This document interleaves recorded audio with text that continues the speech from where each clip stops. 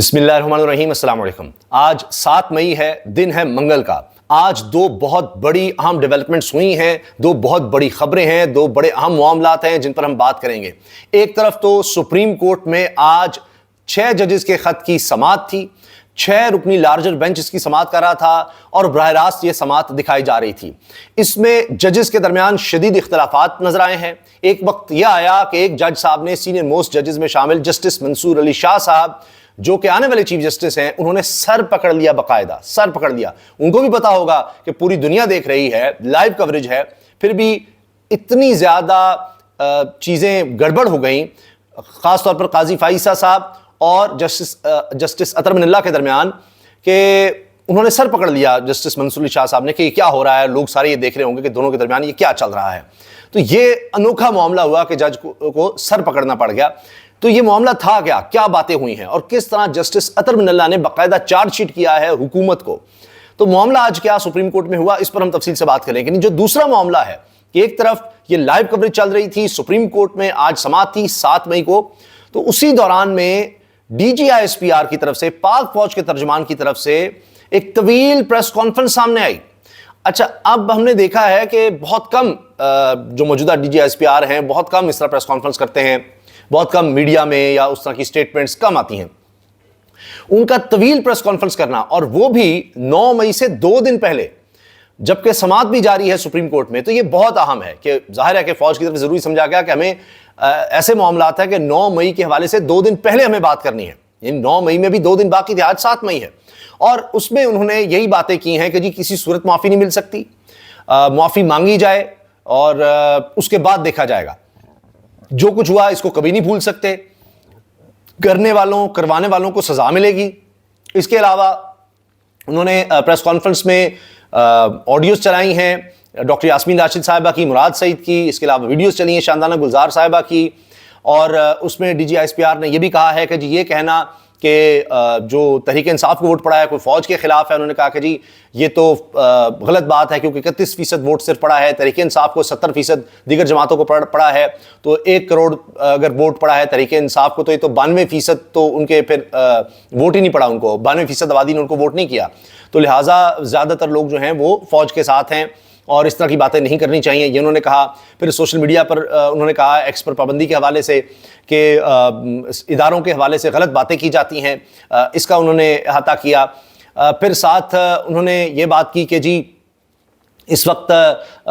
یعنی جس طرح سے یہ فالس فلیگ کی بات کی جا رہی ہے، تحریک انصاف کی طرف سے کہا گیا جی فالس فلیگ آپریشن ہے، تو اس پر انہوں نے بڑا سخت رد عمل دیا ہے اور کہا ہے کہ جی یہ بڑی جھوٹ بات ہے۔ فالس فلیگ کا مطلب ہوتا ہے کہ جان بوجھ کر کوئی کام کیا جائے خود اور ڈال کسی اور پر دیا جائے۔ تو تحریک انصاف نے جوڈیشل کمیشن کا مطالبہ کیا، اس پر انہوں نے کہا جی بالکل بنائیں جوڈیشل کمیشن، لیکن پھر 2014 سے دیکھیں، پھر پارلیمنٹ حملہ بھی دیکھیں، پھر پی ٹی وی پر حملہ بھی دیکھیں، ساری چیزیں دیکھنی ہوں گی، کون کر رہا ہے، کس طرح سے کروا رہا ہے، تو اس پر انہوں نے بات کی ہے۔ تو نظر آ رہا ہے کہ تحریک انصاف کے لیے فوج کی طرف سے کوئی سپیس نہیں ہے، انہوں نے مذاکرات سے بھی انکار کیا، انہوں نے کہا جی یہ سیاسی معاملات ہیں، سیاستدانوں کو دیکھنی چاہیے، تو اس طرح کی انہوں نے تمام پریس کانفرنس میں باتیں کی ہیں۔ تو اس میں نظر آ رہا ہے کہ جی تحریک انصاف کے لیے کوئی ابھی نرم گوشہ نہیں ہے، کوئی ان کو کسی طرح کی ڈھیل نہیں مل سکتی، تو یہ چیزیں بڑی کلیئر ہیں۔ تو اب ایک طرف ہم دیکھ رہے ہیں کہ سپریم کورٹ کا معاملہ تھا، چینلز پر وہ بھی چل رہا تھا، ساتھ یعنی آئی ایس پی آر کا آنا، لیکن آئی ایس پی آر کے آنے سے پہلے، D G I S P R کے آنے سے پہلے حکومت کا دیکھیں کیا چلاکی ہے، حکومت کی ذرا 2 نمبری چیک کریں آپ، کمال ہے جی۔ پتہ نہیں یہ لوگوں کو کتنا بیوقوف سمجھتے ہیں کہ لوگ اب کیا ہیں، اس لیے یہ چاہتے ہیں کہ جناب بالکل ہی سوشل میڈیا بند کر دیا جائے، کوئی ڈسکشن، کوئی ان پر تنقید نہ ہو۔ حال یہ ہے کہ 3 وزراء کو بھیجا گیا، ایک طرف سپریم کورٹ میں سماعت چل رہی ہے تو 3 وزراء آ گئے ہیں جناب میدان میں، ان میں وہی ہمیشہ وزیر اطلاعات عطا تارڑ صاحب، پھر وزیر قانون اعظم نذیر تارڑ، اور ان کے ساتھ وزیر خزانہ اورنگزیب صاحب آ گئے اور بات پینشن کی کر رہے ہیں۔ اب اس سب کا مقصد سب کو نظر آ گیا کہ یہ ہے کہ جی سپریم کورٹ میں جو حکومت کے خلاف، ظاہر ہے کہ یہ 6 ججز کو دھمکانا، حکومت کے اندر وہ ایجنسیز ہیں جو یہ کام کرتی پکڑی گئی ہیں، تو لہٰذا اب ادھر سے توجہ ہٹے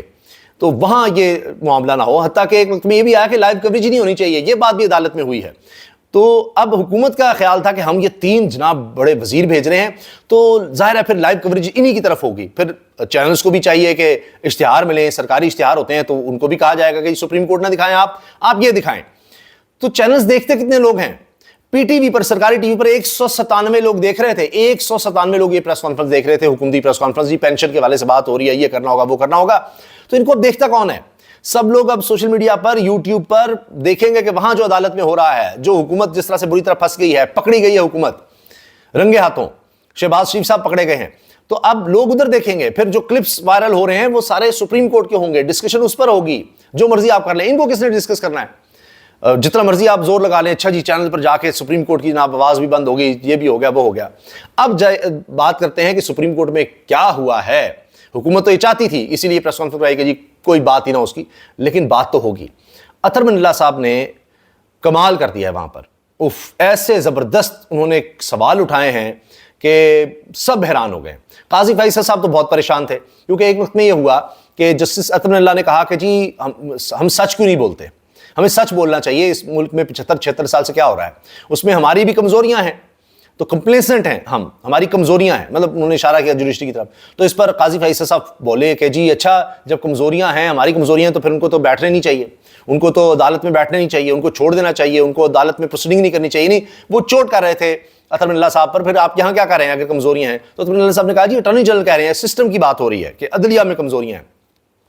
منصور علی شاہ صاحب نے جب یہ ساری بحث ہو رہی تھی تو سر پکڑ لیا کہ یہ کیا ہو رہا ہے, سب لوگ دیکھ رہے ہیں کہ یہ آپس میں اس طرح سے یہ معاملہ چل رہا ہے. اس کے علاوہ منصور علی شاہ صاحب نے, جو اب قاضی فیصل صاحب کے بعد چیف جسٹس بنیں گے, انہوں نے کہا کہ کوئی ایسی کوئی گولی نہیں ہے کہ ہم کسی کو کھلائیں اور وہ طاقتور ہو جائے گا اور وہ اس کو دھمکایا جا رہا ہے, اس کے خاندان کو اٹھایا جائے, جو مرضی اس کے ساتھ کریں, اور وہ جناب کوئی دباؤ اس پر نہیں آئے گا, اور وہ جناب پھر بھی کھڑا رہے گا اور بالکل صحیح فیصلے کرتا رہے گا,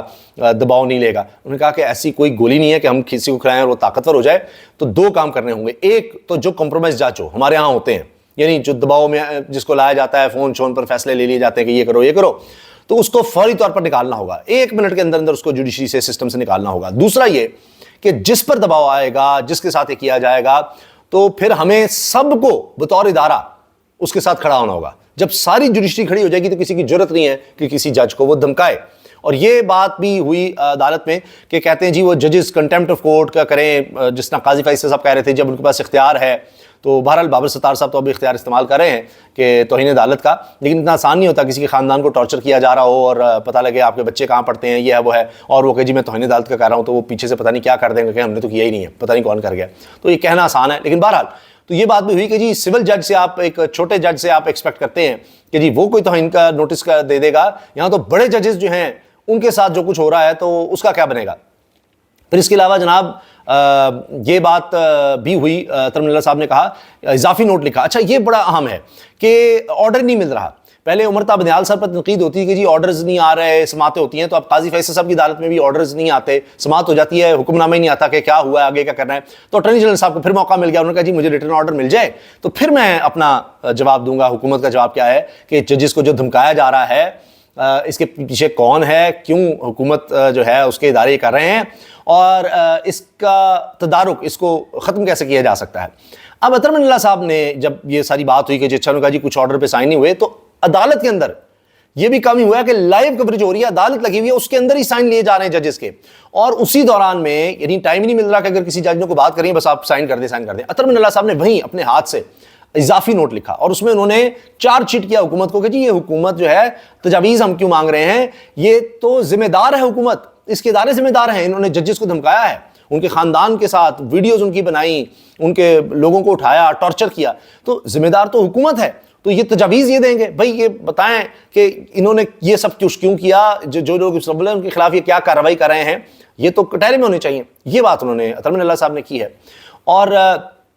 اٹارنی جنرل صاحب ٹائم پھر لے گئے. اس کے علاوہ یہ بھی عجیب بات ہوئی کہ جی سپریم کورٹ بار کی طرف سے آپس میں اختلاف, وکلاء کے آپس میں اختلافات نظر آ رہے ہیں. پہلے جناب اعتزاز احسن صاحب کے وکیل بات کرنا چاہتے تھے, تو قاضی صاحب نے کہا کہ جی پہلے ہم دیگر کو سن لیں, ہم بارز کو سن لیں, یعنی وکلاء کی جو بارز ہیں ان کو سن لیں. اس میں جناب سپریم کورٹ بار کی طرف سے یہ ہوا کہ ان کے صدر بات کرنے لگے کہ جی ہمارا یہ موقف ہے, تو اس میں سیکرٹری شہباز خسرو صاحب بیچ میں آ گئے. انہوں نے کہا جی ہم تو اپنا الگ موقف رکھتے ہیں, تو انہوں نے کہا جی ان کو مشہوری کا شوق, انہوں نے کہا جی مجھے مشہوری کا شوق نہیں ہے. وہ ایک الگ گڑبڑ شروع ہو گئی, یعنی ایک ہی بار ہے اس کے درمیان الگ